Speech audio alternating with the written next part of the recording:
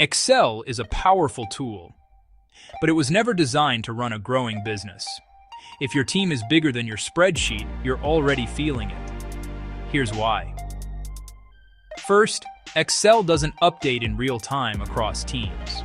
I raise a purchase request in the office, someone edits the same file in Kisumu, and suddenly two versions exist. By the time we agree which one is final, the price has changed. Second, files get duplicated. Files get overwritten. Files get lost. A project manager saves final 3.xlsx on a desktop.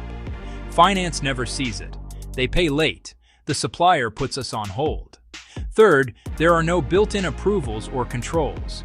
You can type anything into any cell. Who approved that discount? Who changed the payroll figure? Excel won't tell you.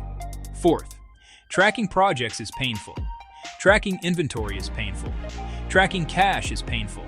A site supervisor records cement on one sheet. The store keeps stock on another. Accounts update costs at month end. Nothing connects, so small mistakes become expensive. Fifth, reports are delayed and often inaccurate.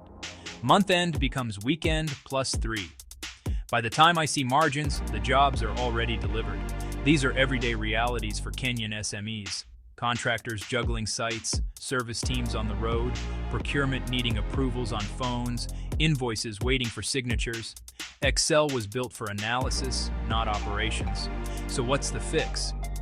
Growing businesses need systems where data is entered once and flows automatically. A purchase request on site becomes an approved order, updates inventory, reserves cash, shows up instantly in project costs, and appears in management dashboards. One source of truth with roles, approvals, and an audit trail, on web and on phone. Less chasing files, more running the business. Here's the bottom line. Excel works for starting businesses. Systems work for growing businesses.